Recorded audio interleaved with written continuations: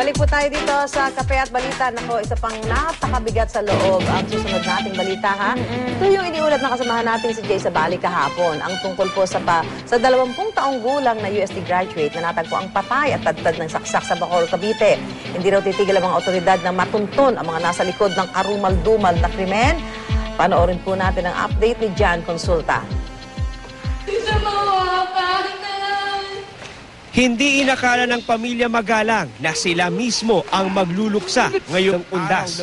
Ang bunso nilang si Cyrus, natagpo ang nakagapos at tadtad ng 49 na saksak sa isang abandonadong kubo sa Murilo 7 sa Bacoor, Cavite. Kahiga na yung babae na kaganyan, nakagapos, tapos wala nang buhay.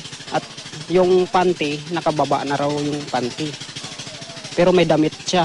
At yung palda, parang nakalihis. 49 na saksak, hindi ko nakanti yan. Tapos mamamatay lang sa saksak. Gusto ko na rin sanang matapos na rin buhay ko nun.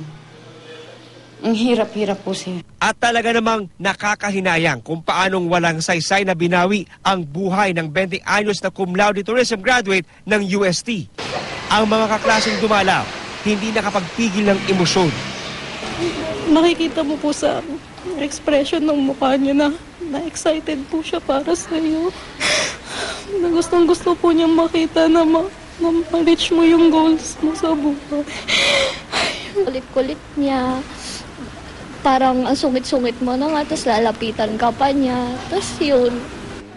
Na-recover sa crime scene ang relos ng biktima at ang puto bongbong na binili niya bago siya nawala.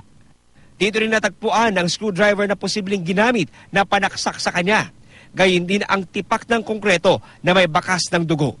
Posibleng ito raw ang ipinukpok sa ulo ni Cyrus. Yun ang pinaka-fatal sa kanya, yung kanyang yung blunt object na binagsak sa mukha niya. Sa investigasyon ng pulisya, lumabas na huling nakitang buhay si Cyrus sa tricycle terminal sa Barangay Molino sa Bacoor, kung saan niya binili ang puto bongbong. Maalalahanin siya. Gusto niya pag-uwi, may pasalubong. Nakita siguro may itsura kasi yung victim natin, so doon siguro sila nagkaroon ng interest yung mga suspect natin. Yung ginamit na pangsaksak. Pero batay sa autopsy report, hindi ginahasa ang biktima. Tingin ng mga otoridad, posibleng umunong nanlaban si Cyrus, kaya siya pinatay. Hinala ng mga otoridad, hindi raw bababa sa dalawa ang suspect sa krimen dahil hindi na raw nagawa nakatalon ng biktima mula sa kanya nasakyang tricycle. Patuloy ang follow-up operation ng mga otoridad para matuntun ang mga nasa likod ng karumal-dumal na krimen.